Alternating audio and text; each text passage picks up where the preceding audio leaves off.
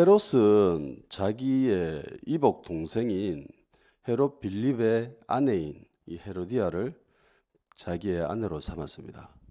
그런데 이것은 헤롯이 일방적으로 그렇게 취한 행동만은 아니에요.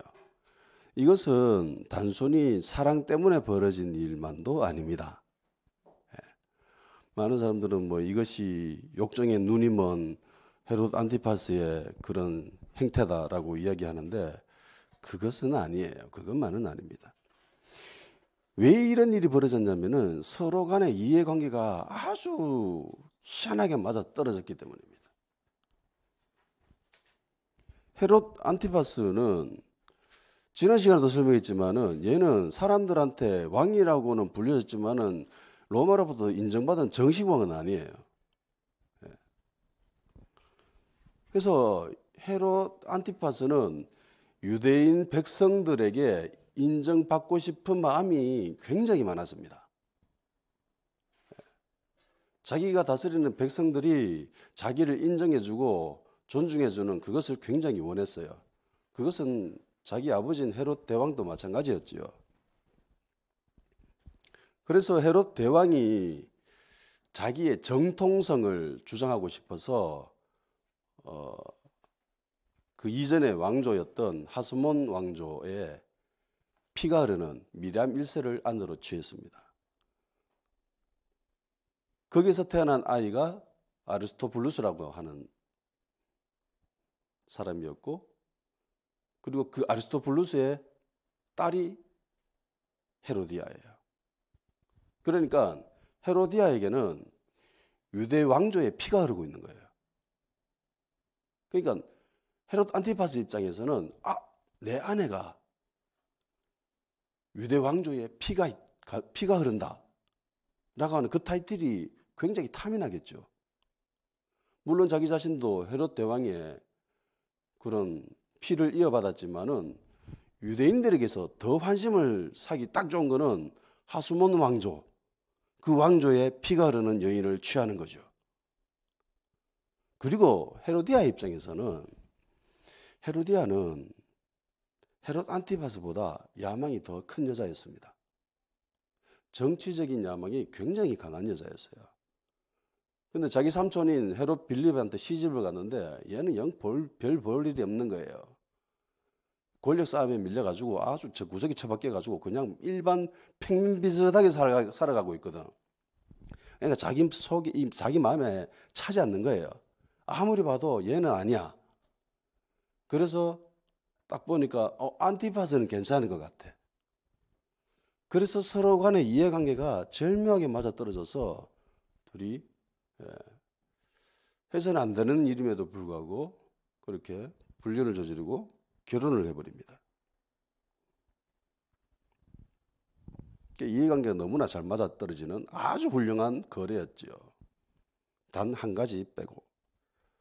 그게 뭐냐면은 율법을 어겼다라는 점이죠. 그런데 그 율법을 어겼다라는 것을 일반 사람들은 알고는 있었지만 이것을 쉽사리 이야기는 하지 않았거든. 그런데 이거 양털이 맨날 그 가죽옷 덮고 돌아다니는 애가, 냄새나는 애 하나가 와가지고 맨날 소리 질러. 잘못했다고. 그 사람이 누구이죠? 요한이죠. 요한은 자기한테 잘못했다고 맨날 뭐라 합니다. 얘가 오기 전까지는 이 헤롯 안티파스와 헤로디아의 이 장밋빛 청사진이 아주 멋졌는데 얘 때문에 이게 일이 엉망이 되기 시작하는 거예요. 그러니까 헤로디아 입장에서는 이게 얼마나 싫겠어요. 너무너무나 싫은 거죠. 그래서 죽이려고 했습니다. 그래서 헤롯이 자기 아내를 위해서 요한을 잡습니다. 잡아가지고 감옥에다가 집어 넣어버리죠. 그래 있었는데 마침 생일이 되어가지고 자기 딸내미가 앞에서 춤추니까 얘가 정신 못 차리고 좋아가지고 야, 네 원하는 거 다 들어줄게 이랬는데 딸내미 이거는 아도 참 교활하거든요. 자기 엄마한테 가가지고 엄마 뭘 이야기해 줄까요? 그러니까 야, 세례 요한의 목을 베라고 해라. 헤로디아는 참 잔인한 여자죠. 예. 끝까지 여자가 하늘 품어 온유월에 서리가 내린다고 했는데 진짜 이 여자는 그 세례 요한 죽이는 거 그거 하나 그 목표 끝까지 가지고 있었던 것 같아요. 절대로 포기하지 않습니다. 세례 요한의 목을 달라고 해라 이러니까 세례 요한의 목을 주세요라고 하니까 헤롯이 어쩔 수 없어 그래 갖다 줬다라고 하는 게 오늘의 이야기입니다. 그죠? 그래서 오늘은 헤롯의 신앙이라는 제목으로 하나님의 말씀을 한번 증거해 보려고 합니다. 어떤 사람이 이렇게 질문할 수도 있겠죠. 헤롯이 어떻게 신앙이 있습니까? 그죠? 헤롯이 신앙이 있는 사람은 아니죠. 그죠? 근데 한번 냉정하게 한번 헤롯에 대해서 한번 살펴볼 충분한 자격이 있는 것 같아요. 한번 냉정하게 한번 살펴봐야 될 것 같습니다. 그리고 오늘날 교회 다니는 우리의 모습과도 한번 비춰보면 굉장히 좋을 것 같아요. 헤롯이 가진 신앙의 첫 번째 특징이 있습니다. 그게 헤롯은 죄의식을 가지고 있었다는 겁니다. 성도라면 마땅히 죄의식을 가져야 되죠. 그죠? 자기가 죄를 지으면 이게 잘못됐다, 죄다라고 하는 인식이 사람들에게는 있습니다. 그걸 죄의식이라고 합니다. 보세요. 예수의 이름이 퍼졌습니다. 사람들이 막 퍼져나갔습니다. 그리고 다른 사람들은 예수의 이름이 퍼져나갔을 때에 그 예수님이 누군지 어떤 존재인지 그것을 나름대로 저마다 정의하기 시작했습니다. 그래서 어떤 사람들은 엘리야다라고 이야기하고 어떤 사람들은 저마다 아니다 선지자 중에 한 명이다라고 이야기합니다. 그런데 헤롯의 반응을 한번 보세요. 헤롯은 예수님의 이름이 막 퍼져나가는 걸 보고 뭐라고 합니까? 제일 먼저 보인 반응이. 본문 한번 볼까요?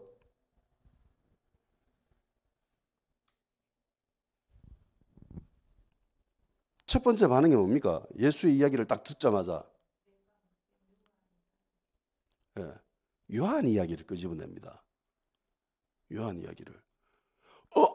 저 사람은 내가 목 베어 죽인 요한이다. 왜 이런 말을 하죠? 찔려서 그런 거죠. 찔려서. 그러니까 이 헤롯 안티파스는 지가 잘못한 걸 지가 알아요. 그거 알고 있었다니까. 이 찔링이 도둑이 재발 저린다고 이게 예수 이야기 딱 듣자마자 다른 사람들은 다 엘리야다 선지자 중에 한 명이라고 하는데 얘는 전혀 상관없는 내가 목 베어 죽인 세례 요한이다라고 이야기합니다. 이게 죄의식이 없는 사람이라면 이런 소리를 할까요? 양심의 가책을 못 느끼는 사람이라면 이런 소리를 할까요? 그런 소리 안 하지요. 그런데 이 교회 다니는 사람들 중에는요, 간혹 이 죄의식이 없는 사람들이 있습니다. 아주 뻔뻔해요. 자기가 죄를 지었고 자기가 거짓말을 했는데도 자기가 절대로 거짓말 안 했다고, 자기가 맞다고 빡빡 우기는 사람들이 있습니다. 하도 우겨가지고 나중에는 헷갈려요. 진짜 자가 거짓말 하는 게 아닌 것 같다. 나중에 헷갈려가지고 있다가 보니까 나중에 금마가 야, 내보다 거짓말 잘하더나 라고 이야기하는, 야, 내 그 이야기를 듣고 진짜 얼마나 웃었는지. 아니다고 싹 잡아대는 거라. 그래가지고 결국에는 내가 분명히 정말 거짓말 하는 게 맞는데, 근데 나중에 실토하더라고. 지가 거짓말 잘하는 걸 자랑하더라고. 그러니까 교회 다니는 사람들 중에서도 죄의식을 가지지 못한 사람들을 볼 수 있는 것은 그렇게 어려운 일은 아닙니다. 교회 안에 그런 사람들이 있어요.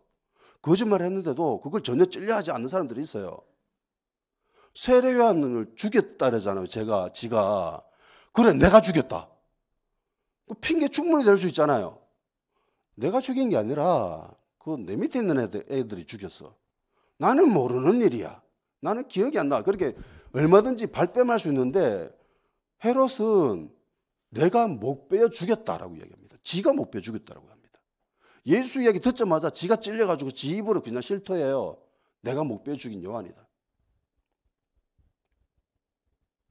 신앙 있을만하죠.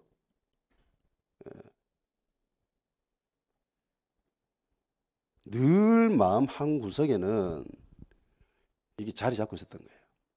세례 요한을 목베어 죽이고 난 뒤부터 예수의 이름이 퍼져나갈 그때까지 이 헤롯 안티파스 안에는 자기가 세례 요한을 죽였다, 죽여서는 안 되는 세례 요한을 죽였다라고 하는 그 죄의식, 죄책감, 그 찔리는 양심이 늘 이 한 구석에 있었다라는 거예요.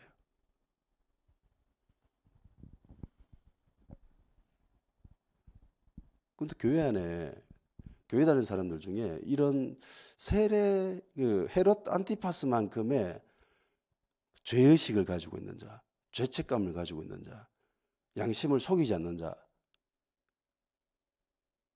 얼마 정도 될까요?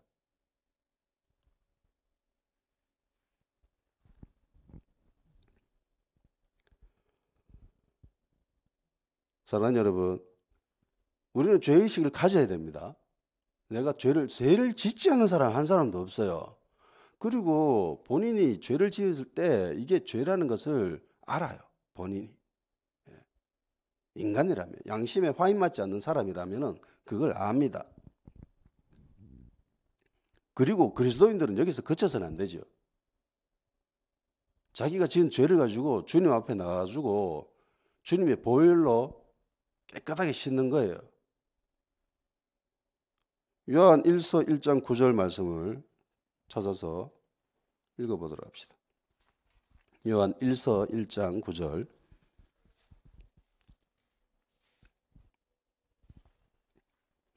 요한 1서 1장 9절 시작.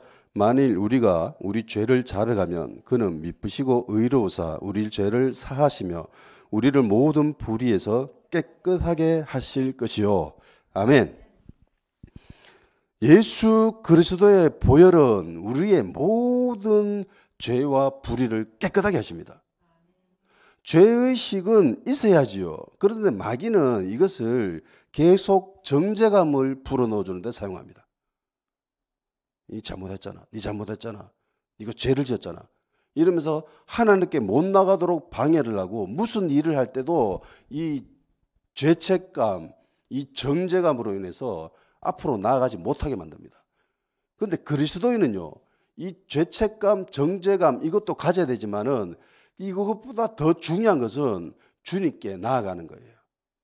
예수 그리스도께 나가지고 내가 가지고 있는 이 모든 죄를 주님 앞에 내려놓고 주님의 보혈로 깨끗하게 씻는 거예요.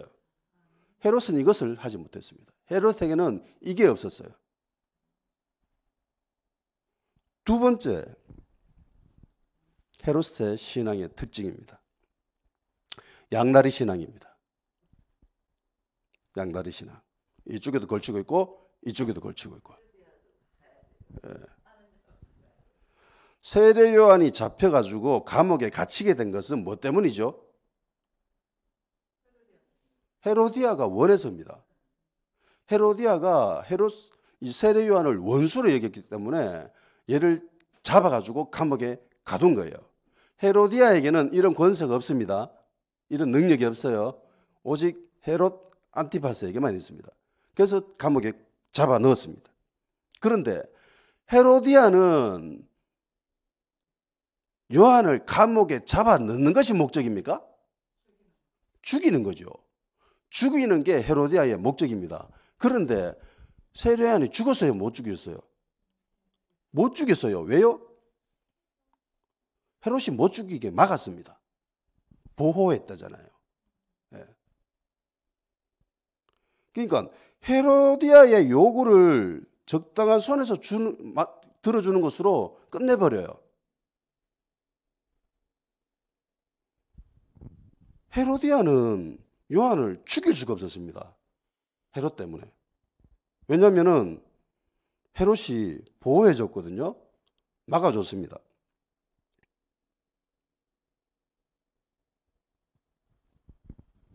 헤롯이 요한을 왜 죽이지 않았는가?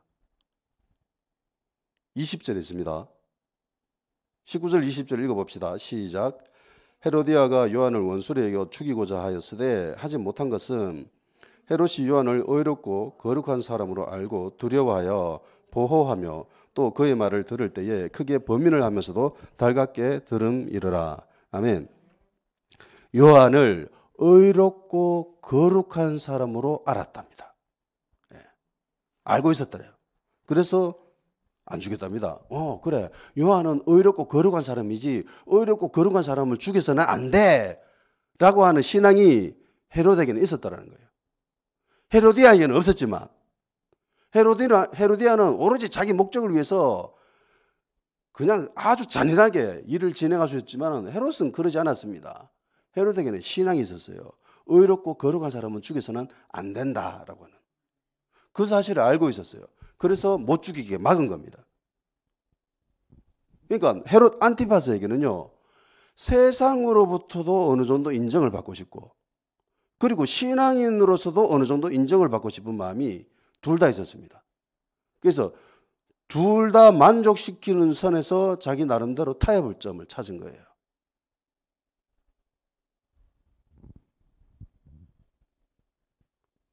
헤로디아는 그를 죽이라 하였지만은 헤롯은 자기 안에 신앙심과 양심이 발동해서 야, 이 사람은 죽여서는 안 돼 라고 했습니다. 그런데 웃기죠? 풀어주지는 않습니다. 왜요? 헤로디아에게도 어느 정도 만족감을 줘야 되거든. 근데 신앙적으로 어느 정도 만족감도 줘야 돼. 그래서 세리요한을 감옥에 잡아 넣어놓는 걸로 그냥 끝내버립니다. 헤롯은 세상에서도 괜찮은 사람으로 인정받으려고 하였고, 그리고 신앙적인 면에서도 인정받고 싶어한 불쌍한 사람이에요. 그런데 이렇게 될 수 있을까요? 없을까요? 없습니다. 오늘날에도 교회 다니는 사람들 중에 헤롯과 같은 모습을 취하고 있는 사람들이 있습니다. 세상에서도 어느 정도 인정받고 싶고 세상 방식으로, 교회에서도 신앙적으로 어느 정도 인정받고 싶은 그런 사람들. 이게 두 가지가 절대로 타협되어질 수 없는데 마치 헤롯이 그렇게 어느 정도 자기 나름대로 타협한 것처럼 그들도 서로 자기만의 타협점을 찾아서 그렇게 살아가려고 하는 사람들이 교회 안에 분명히 존재합니다. 그런데 두 쪽 다 만족을 줄 수 있는 삶은, 그런 지점은 없습니다. 될 수가 없어요. 양다리 걸치면 어떻게 되지요? 뺨 맞잖아요. 이 여자한테도 찝쩍대다가 저 여자한테도 찝쩍대다가 이러면은 두 쪽에다 다 뺨 맞아요. 그죠? 두 곳을 다 만족시켜 줄 수는 없습니다.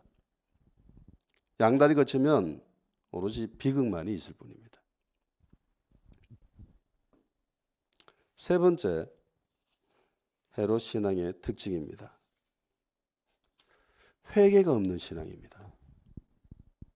회개가 없는 신앙. 헤롯이 요한의 말씀을 들을 때 태도를 한번 보십시오. 나는 교회 안에서 이 정도 태도를 가지고 있는 사람들을 쉽게 보지는 못했던 것 같아요. 20절 말씀을 읽어봅시다. 시작. 헤롯이 요한을 의롭고 거룩한 사람으로 알고 두려워하여 보호하며 또 그의 말을 들을 때에 크게 번민을 하면서도 달갑게 들음이러라. 아멘. 성도가 목사님의 말씀을 들을 때 목사님을 의롭고 거룩한 사람으로 알고 목사님을 두려워하면서 또 목사님을 보호해주고 목사님의 설교 말씀 들을 때에 크게 괴로워하고 안타까워하고 어쩔 줄 몰라 하면서도 그 말씀 듣는 것을 굉장히 기뻐하고 달갑게 듣는 사람, 교회 안에 몇 명 될까요? 우리 교회는 많죠.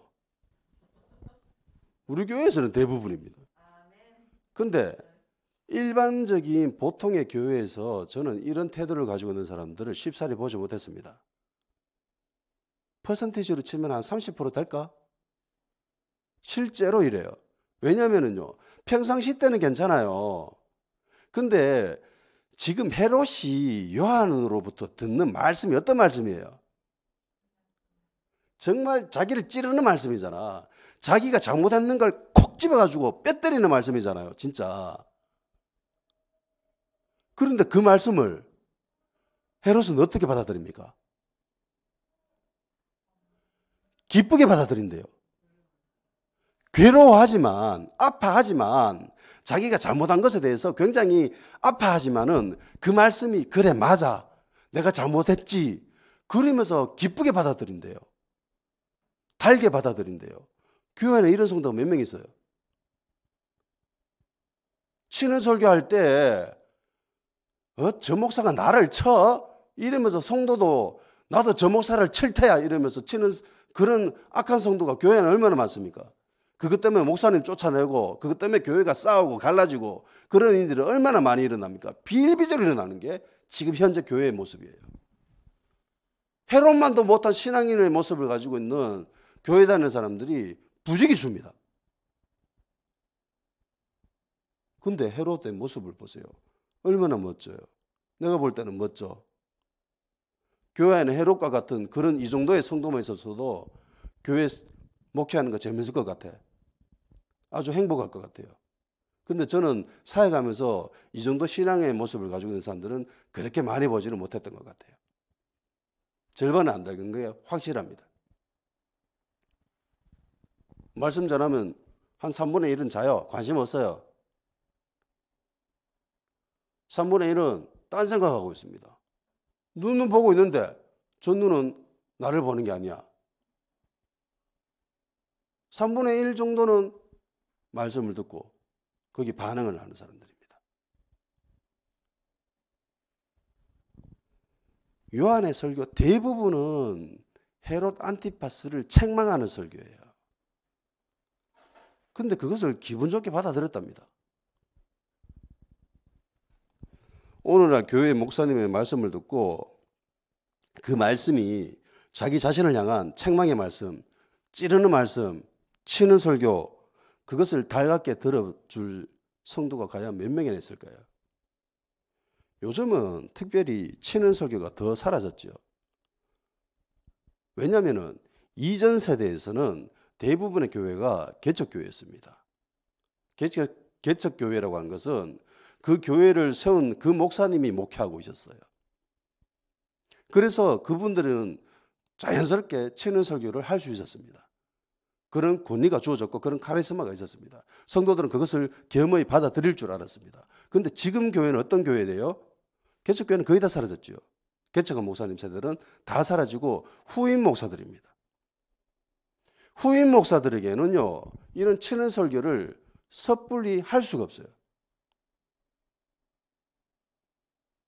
형평상 이렇게 할 수가 없습니다. 자기는 잘 먹고 잘 살았어. 유학 가고 박사학위 받으려면 괜찮아겠죠. 집안 사정이. 진짜 사정 형편이 힘든 사람들은 유학 갈 수 있겠어요? 공부 잘해도?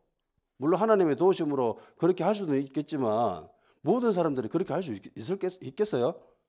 대한민국에 있는 박사 출신의 박사학위 받은 목사님들이 다 하나님의 은혜로 그렇게 했습니까? 아니죠. 제가 볼 땐 대부분은 집안 사정이 괜찮아요.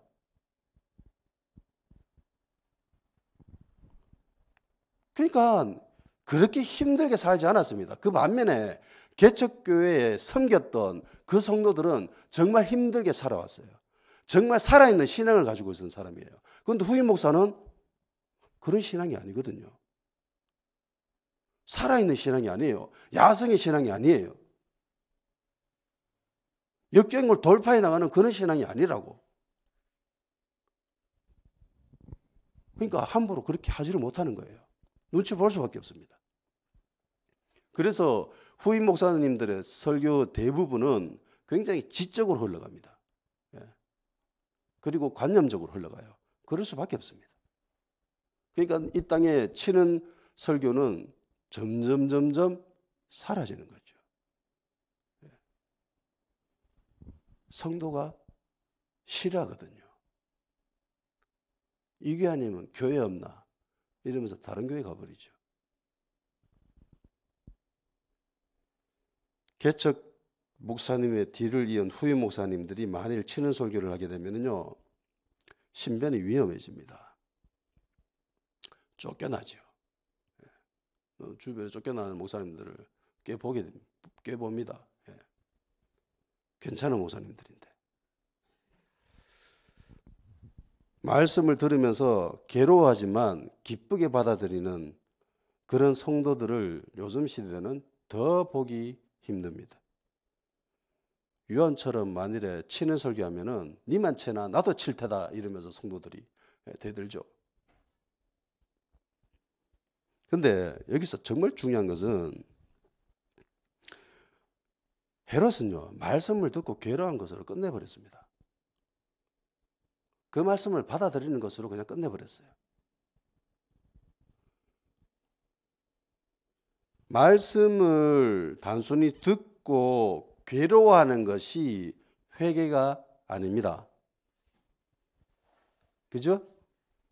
말씀을 듣고 단순히 괴로워한 것은, 아파하는 것은 회개가 아니에요. 만일에 헤롯 안티파스가 회개했다면은 얘의 삶은 달라졌겠죠. 얘의 인생은 달라졌을 겁니다. 그런데 회개하지 않았습니다. 회개하지 않는 자에게는 멸망만 있을 뿐이죠.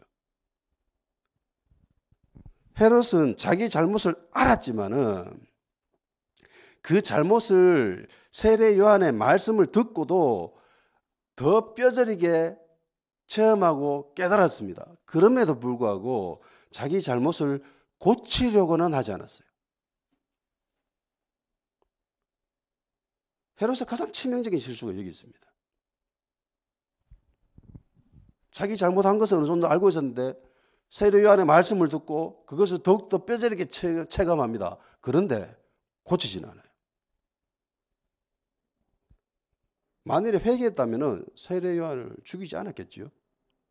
죽이지 않았을 겁니다. 세례 요한을 죽이지 않았으면 예수님의 이름을 들었을 때에 이런 반응 안 했을 겁니다. 죄책감에 시달리지 않았을 거예요. 정죄감에 괴로워하지 않았을 겁니다.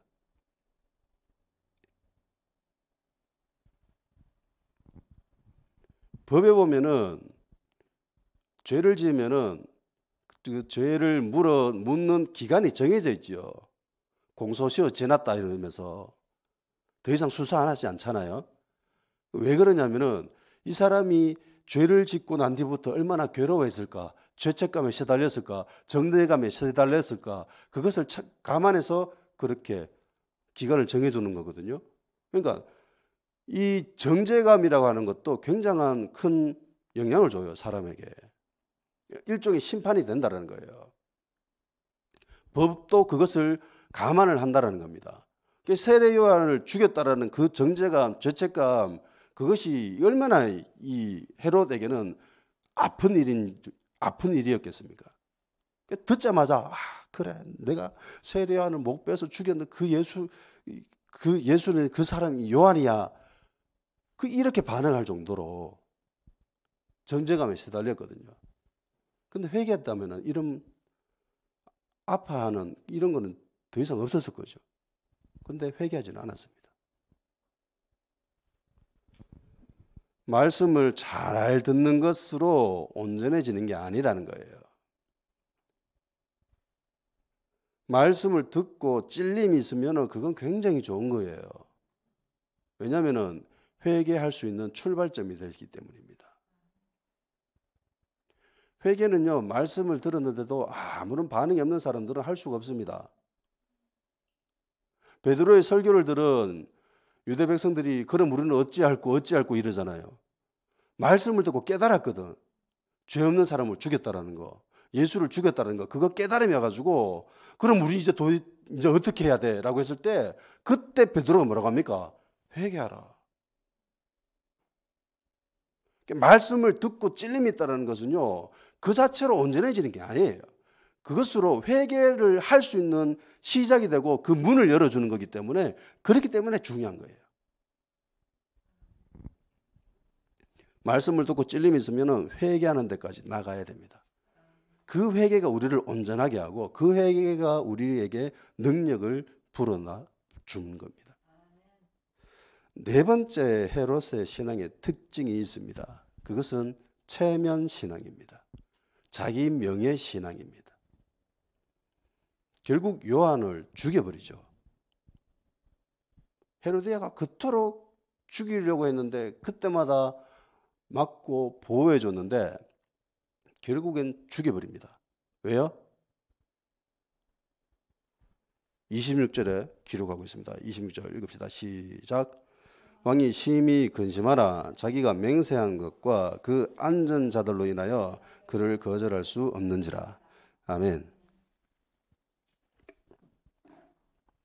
자기가 딸내미한테 맹세한 게 있거든. 근데 그 맹세한 것을 주변 사람들이 다 들었는 거야. 그러니까 자기 체면 때문에 도저히 어떻게 할 수가 없는 거예요.